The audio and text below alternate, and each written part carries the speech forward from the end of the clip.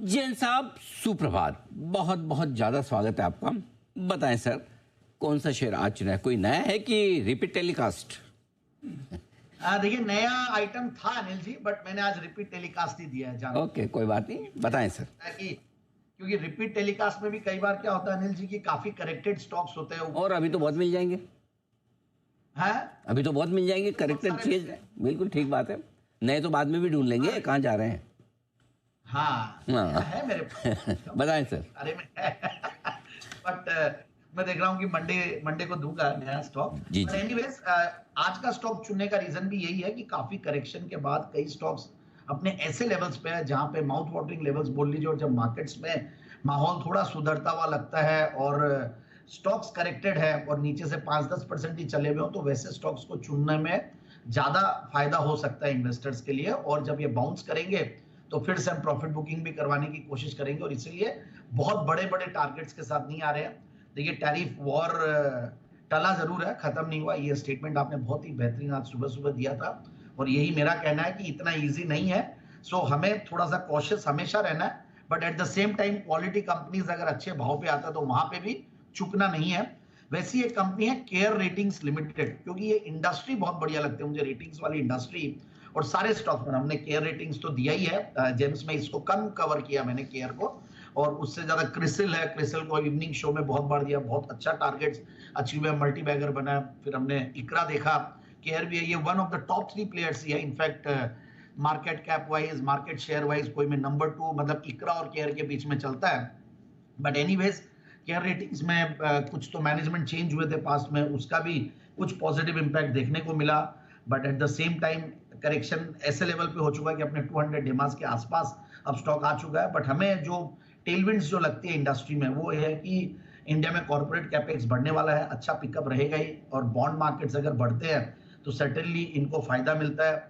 फिर अगर बैंक्स अगर अच्छे चलते हैं, एनबीएफसीज अच्छे चलते हैं, तो सर्टेनली क्रेडिट रेटिंग एजेंसीज का भी काम बढ़ता है, क्योंकि रेटिंग्स का काम बढ़ता है। तो वैसा कुछ मुझे लगता है कि यहाँ पे भी होगा। और फिर ओवरऑल रिटेल सेक्टर में भी लोन्स अगर रेट कट होती है तो रिटेल सेक्टर में भी लोन्स की डिमांड बढ़ेगी। रिटेल यानी कि रिटेल क्रेडिट की बात कर रहा हूं मैं, तो वहां पे भी एक अच्छा माहौल बनेगा। और कैपेक्स साइकिल भी रिकवरी हो रही है, तो वहां पे भी कुछ माहौल अच्छा बनेगा। और जब जीएसटी वगैरह की ग्रोथ आती है, इकोनॉमी में ग्रोथ आती है, तो इन कंपनियों को फायदा मिलता है। तो एक ओलिगोपोलिस्टिक मार्केट है, और अच्छा खासा इन्होंने भी मार्केट शेयर करीब 22-23% का ग्रैब कर रखा है।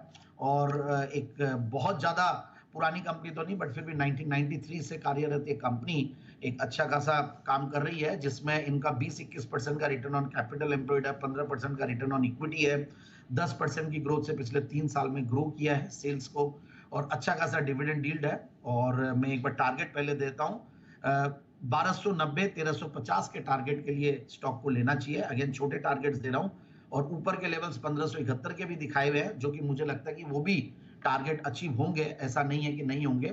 और क्वार्टरली रिजल्ट भी बढ़िया थे, last quarter was extraordinary very good, क्योंकि वहां पे मार्जिन्स बहुत बढ़िया थे, और कोई ऐसा असाइनमेंट्स आते हैं। और प्लस कंपनी में एक बात और कह दूं, रेटिंग्स के अलावा एडवाइजरी, रिसर्च और रिस्क सोल्यूशंस और ये सब में भी है। और हम जो डोमेस्टिक थीम पे चल रहे हैं, मार्केट जब ऐसे रहते हैं तो डोमेस्टिक थीम वाली कंपनियों को हम ढूंढते हैं, तो उनमें से एक स्टॉक और एक सेक्टर ये भी है।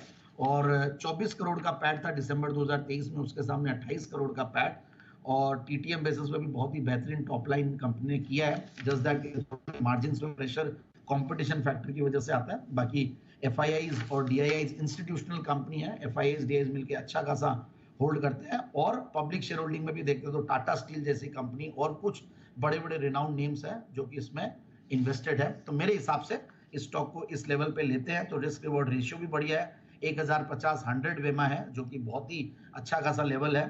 तो मुझे लगता है कि यहाँ पे इस लेवल पे लेते हैं तो 1290 1350 के टारगेट के लिए एक अच्छा खासा चांस बनता है। 1350 के लक्ष्य के लिए केयर रेटिंग्स में करें आप निवेश। 1290 1350 दो टारगेट आपके लिए जैन साहब की तरफ से आज आते हुए दिख रहे हैं।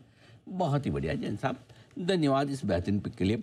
लेकिन मिड कैप शेयर में कुछ वायदा कारोबार के स्पेसिफिकली बढ़िया